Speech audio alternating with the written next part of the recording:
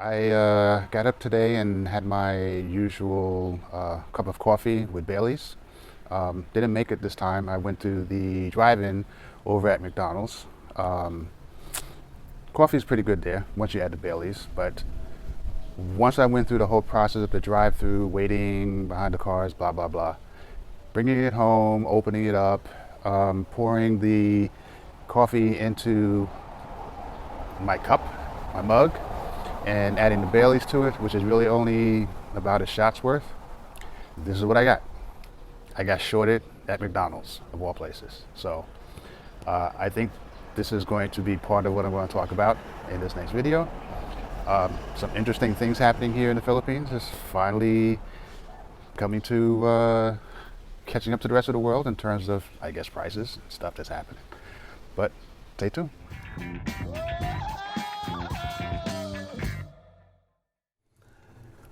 Hey everybody, this is Steven. Welcome to my channel, Where Else Philippines, my expat life.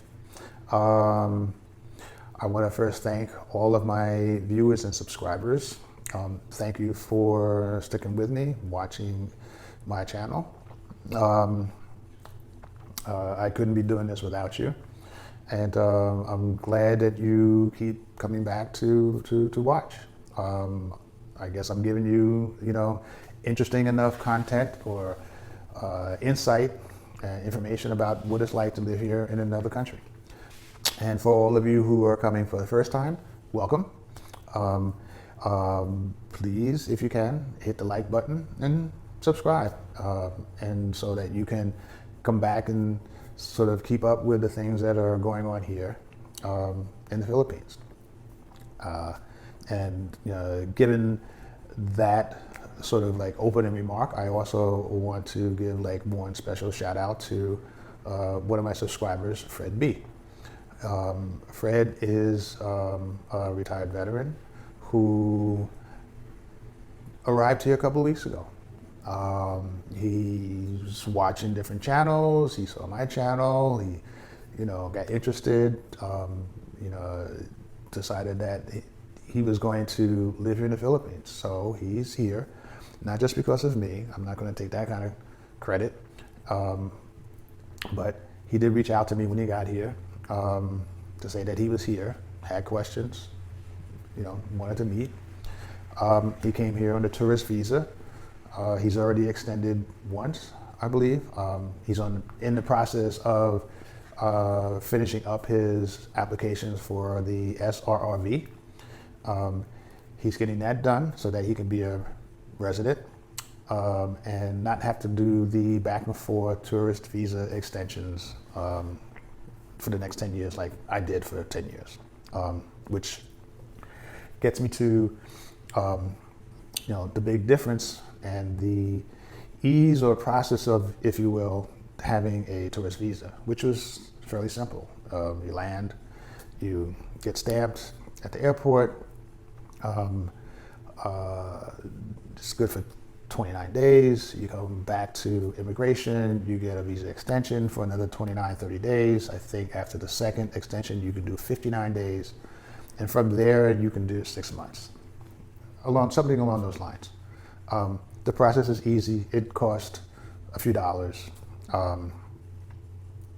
It's not hard. It takes a few hours for everything to go through. If you're doing it in the satellite offices or the main office, you can get it done in a day. And it was fine. It was fine for me. There was no disadvantages to having a tourist visa versus a resident visa. Could still get all of the same benefits. Rent a house, buy a house, rent a car, buy a car, do whatever it would. You could do whatever you needed to do, as notwithstanding having a tourist visa. Yes, it cost a few dollars every time you got an extension. You had to get permission to leave if you were here for more than 6 months straight.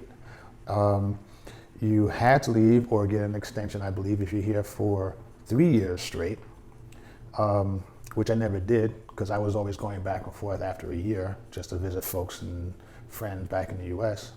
But I would have to come back and start that whole process all over again.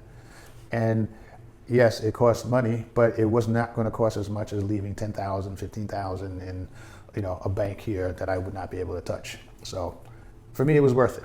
And I'd had to be here 20 years as a tourist in order to get to that amount, maybe.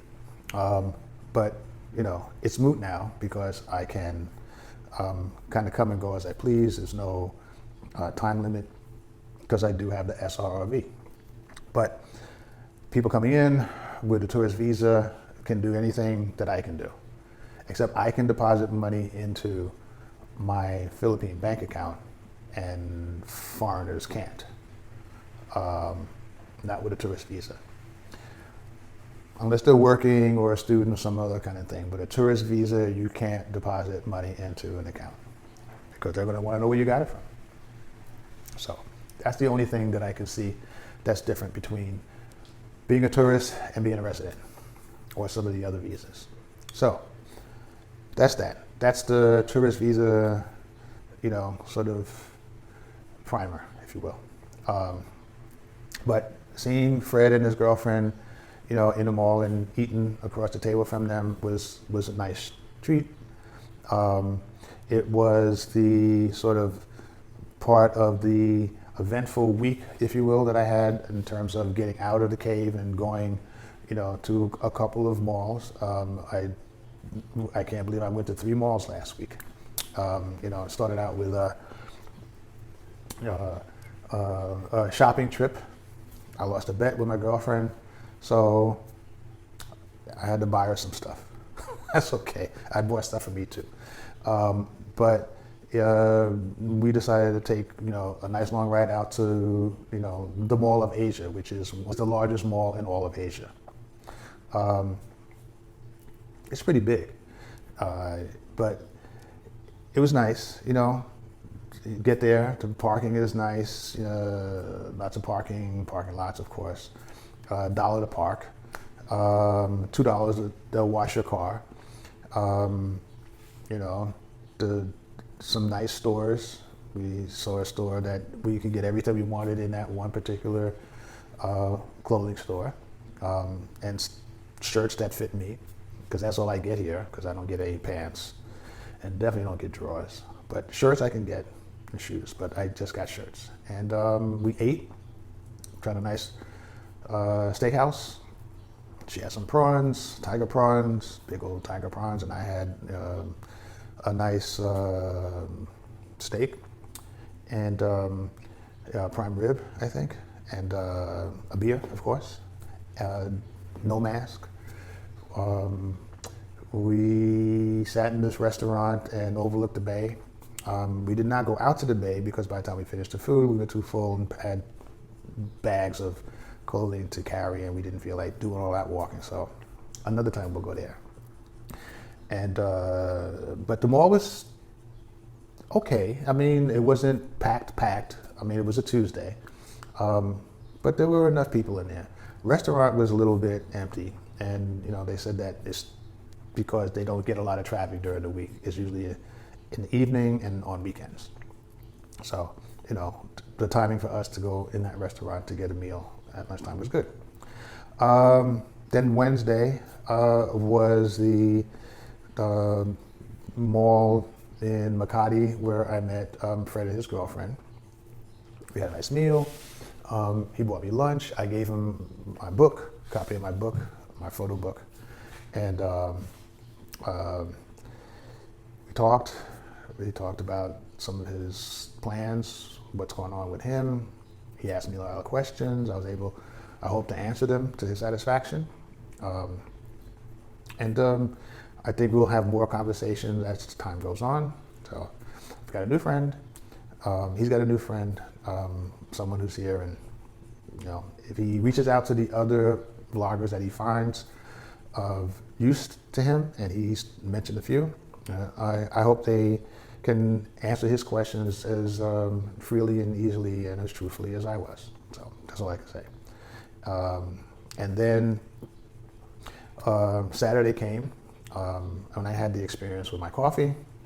I looked and I saw I only got like a half a cup. I was kind of wondering what the hell's going on here. This is not right. And I said, let me just take a ride.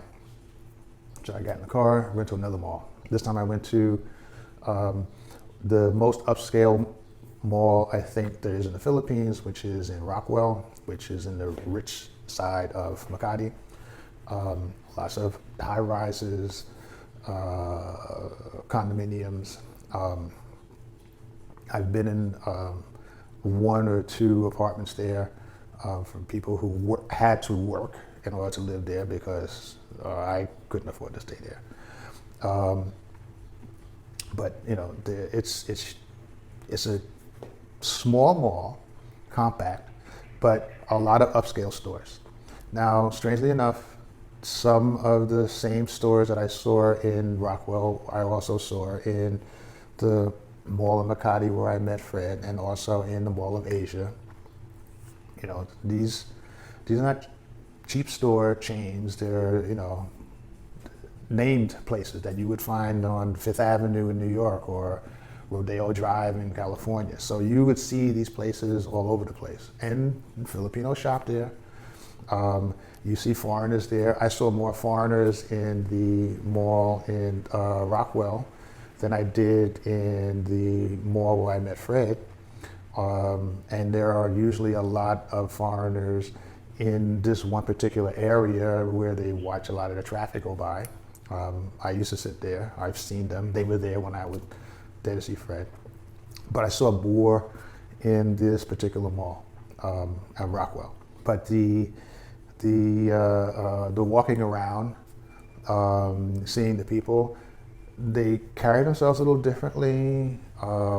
It's like, I want to say they're rich and they know it, but this just seemed to be a bit of an air about them, which doesn't really bother me. I could care less. They put on their pants one leg at a time, just like I do. And I can buy the same thing that they can buy. Although I saw a Mercedes-Benz dealer, and I'm not buying that. But, you know, there's people falling around the car, you know, oh, let's get in and try and sit, and how much does this cost, and blah, blah, blah. But the food that they have is this same thing. They still got Jollibee, but they have a lot more restaurants. But it's mostly the store, the atmosphere. The atmosphere just seems rich. It brings me back to the coffee story because, you know, I got home and I'm looking in online and I see a newspaper article that's saying how the price of gas is going to go up about 4.5 pesos or something like 4 or 5 pesos per liter next week, Tuesday. They have increases in gas and reductions in gas, and it goes back and forth. And lately it's been either no change or going up.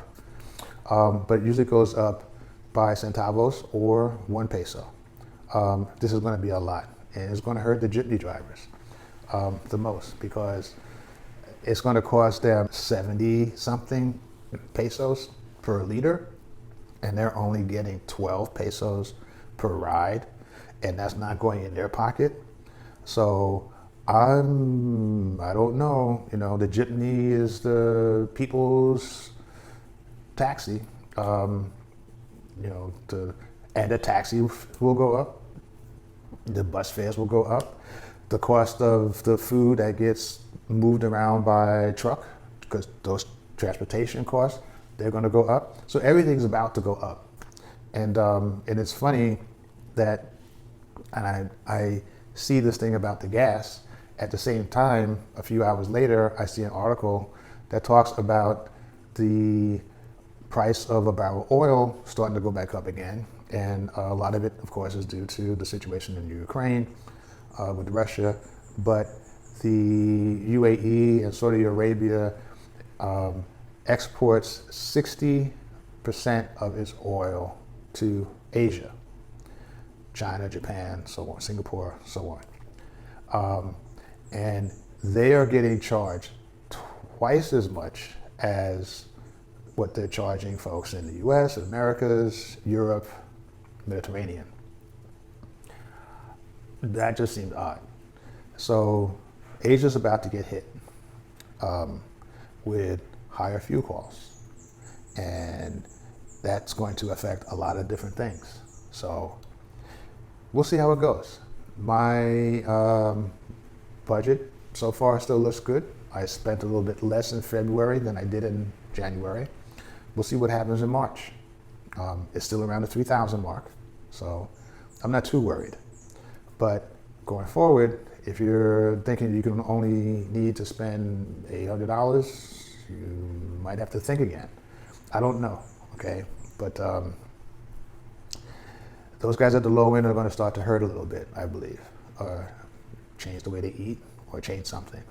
Time will tell. So if you're coming, come with cash, because you're going to need it. Airline costs are going to be up too, so we'll see. So that's my rant for today. Again, if you have questions, comments, put them down below. I'll try to answer them best I can, as soon as I can. And if you're coming, be like Fred, think, plan, have your act together when you get here, and you'll be fine. You should be fine. So until next time, and don't forget to hit that like and subscribe button. I'll see you in the next episode of my expat life. And this is Steven, once again, from Wales, Philippines. See ya.